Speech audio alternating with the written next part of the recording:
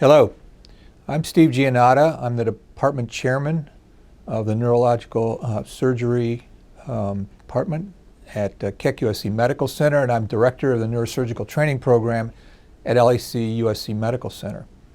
Today I selected two topics, two somewhat unusual neurological syndromes. And the reason I selected both of them is they have a similar surgical strategy for their management. The first syndrome is called trigeminal neuralgia. It is a painful condition. Those of you who may be watching this and may have had the syndrome or have the syndrome know exactly what I'm talking about. It's almost an electric shock-like phenomenon in the side of the face. From a neurological standpoint, it involves three divisions, or any of three divisions of the trigeminal nerve. Division 1 is the eye and the forehead. Division 2 is the cheek, and Division 3 is the chin. And you can see from the slide, it's called a lancinating pain. And it means that it comes and goes, and it comes usually without warning. Lasts seconds to minutes. But those of you who may have had this syndrome know that those minutes could seem like hours because of the severity of the pain. There are unusually triggers that can trigger the pain, some of which are simply talking, eating, brushing the teeth, and as a result of that, some people lose a lot of weight because they just don't want to eat, figuring that that's the next thing that's going to trigger their pain. There are pain-free intervals, thankfully. As far as causes, the main cause we're going to talk about today is vascular compression, but we also know that tumors in and around the trigeminal nerve can cause it. Similarly, arteriovenous malformations can cause it, which are a lot less common. But those patients with multiple sclerosis can have symptoms of trigeminal neuralgia without either of those other three causes, and treating multiple sclerosis-caused trigeminal neuralgia is a difficult deal. As far as treatments are concerned, they come in two different categories. We'll talk about the destructive in a minute, but as far as the non-destructive, I've got pharma there on this list, and that means that the initial treatment for diagnosed trigeminal neuralgia is medications.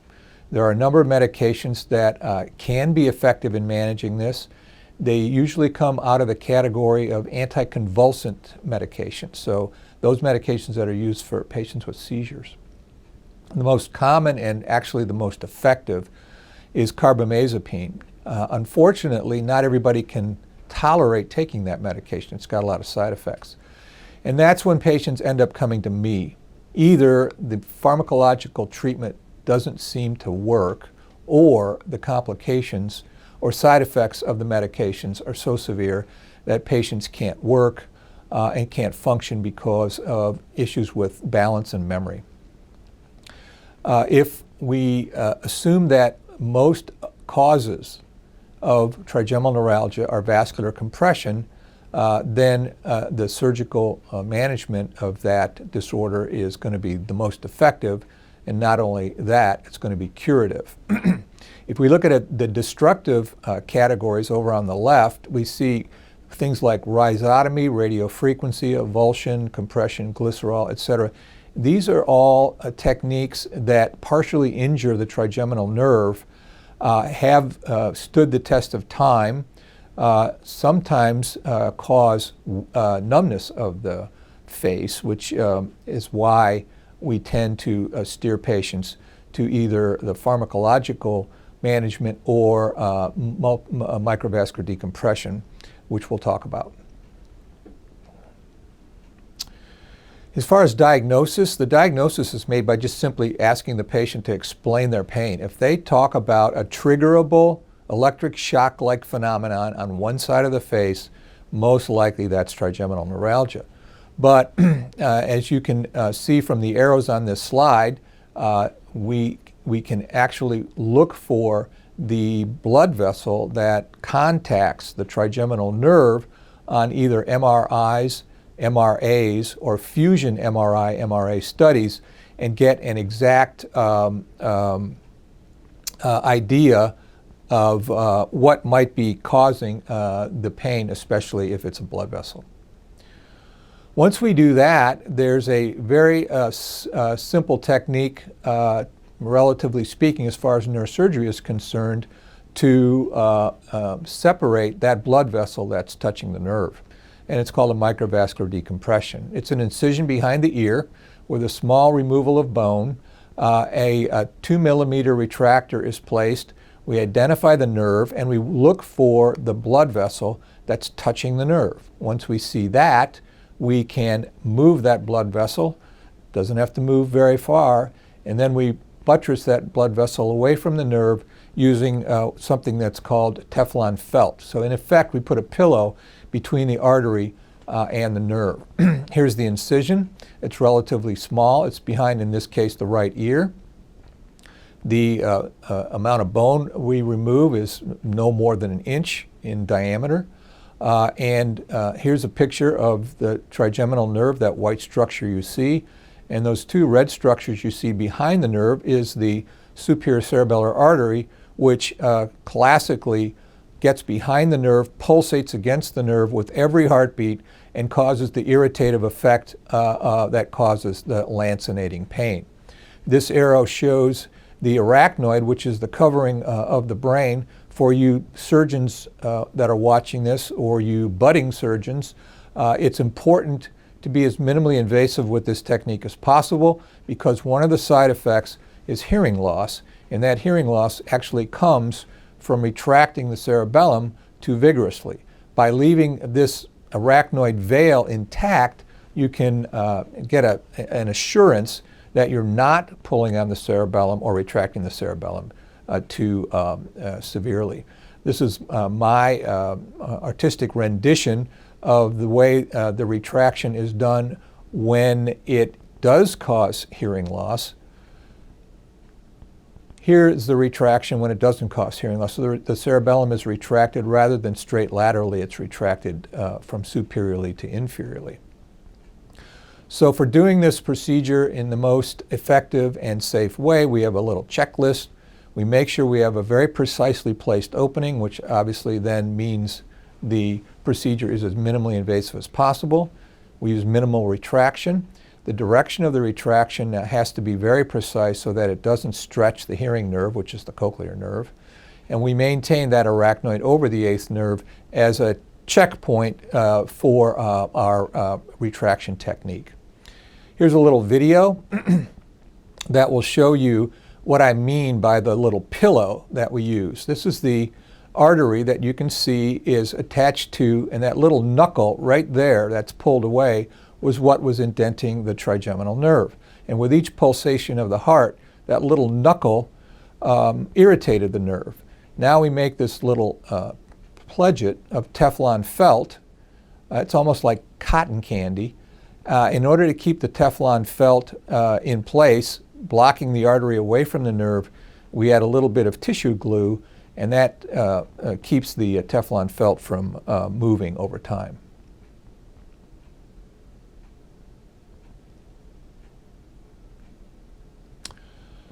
So another checklist: Teflon, Tisseel to keep the Teflon in place.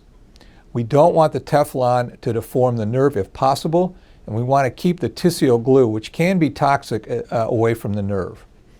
Here's the closure. We use a small titanium plate as opposed to putting a small piece of bone back in there, which unfortunately can occasionally get infected, whereas the titanium plate rarely, if ever, gets infected, and you can see the closure of the incision. Other pictures of conditions that we see, sometimes the nerve can be relatively severely distorted by the pulsation of the blood vessel. Here you see the trigeminal nerve with a loop of superior cerebellar artery behind it. Now we're starting to move that artery away, and you can see that the nerve now, it looks like an apple core, in that the narrowing of the nerve has been caused by that constant pulsation of the vessel. And once we finally get that vessel moved away, we can easily hold it in place with the Teflon. Sometimes veins can actually be the causation. In fact, in my series of over several hundred cases, a vein can cause the compression of the nerve in approximately 11% of cases. As far as the results of this surgery, the wonderful aspect of this is that there's over a 90% success rate in initial relief of pain. Failures are relatively uncommon in terms of reducing at least some of the pain, and a major recurrence only recurs about 2% of the time, and that major recurrence can actually be treated occasionally by another surgery and sometimes by other techniques, including gamma knife radiosurgery, which will be the subject of another talk. To optimize our technique, we looked at our cases, and that's how we built those two checklists that you saw. We looked at other physicians who have reported their series of microvascular decompressions and saw that hearing loss was reported in anywhere from 0% up to 19% of cases. 19% would be very unacceptable as a complication rate for this surgery, especially with hearing loss. So we looked at ours. We looked at over 100 of our cases, and in typical fashion, we found that the superior cerebellar artery was the most common vessel to contact the nerve. In order to keep score, we need a scale, and that scale, as many of you know, is the Barrow Neurological Index, BNI Index, and these are the numbers. A BNI score of 1 is no pain off all medications. Anything up to a score of 3B, which pain persists but is adequately controlled with medications, is considered adequate and a success. Here's our series. We had 83% had a BNI score of 1, which is quite excellent. And as you can see, no more than 7% had an unacceptable pain score. This is a similar syndrome. This is a compression of another nerve. This is the facial nerve. We don't want to confuse the trigeminal nerve, which gives sensation to the face, with the facial nerve, which gives movement to the face.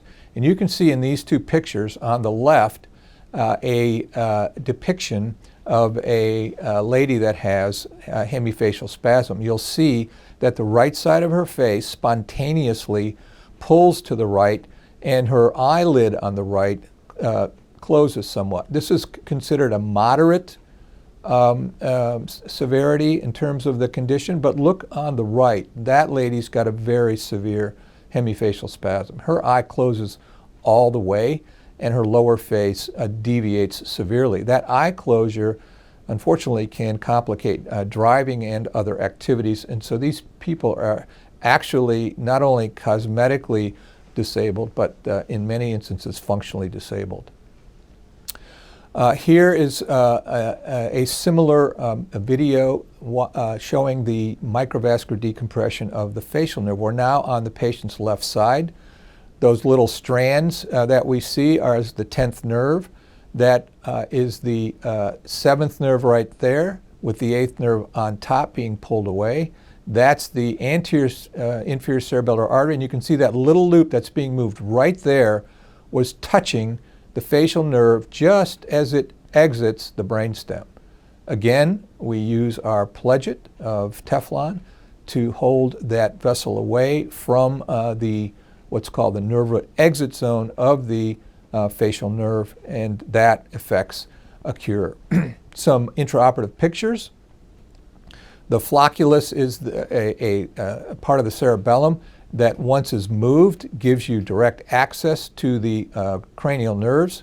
You can see the 9th cranial nerve crossing the loop of the posterior inferior cerebellar artery, and we move that loop of posterior inferior cerebellar artery away from, you can see the 8th nerve over to the right, and that automatically decompresses the 7th nerve, since the 7th and 8th nerves are so closely aligned, and you can see that depicted better on this picture.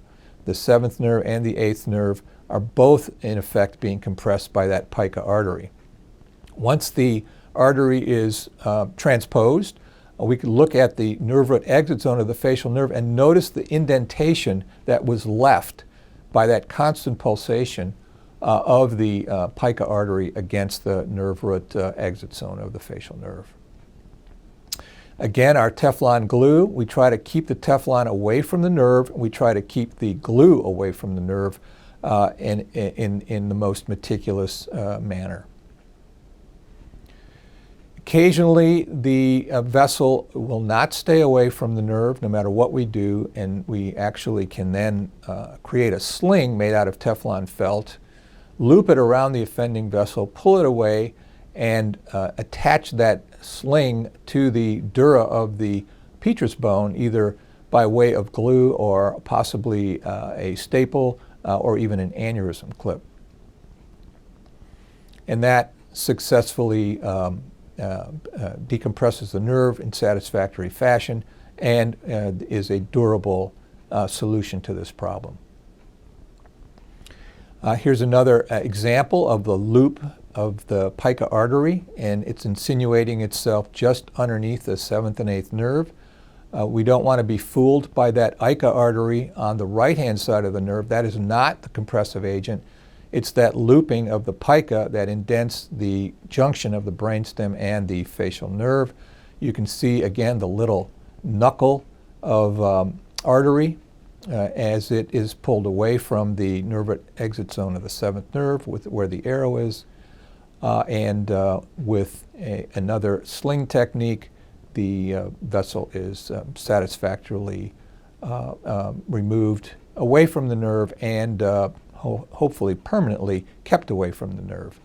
So those are two very unusual neurological syndromes. They aren't life-threatening, but they are severely incapacitating to patients, and the microvascular decompression is a highly effective methodology for curing both. Thanks very much.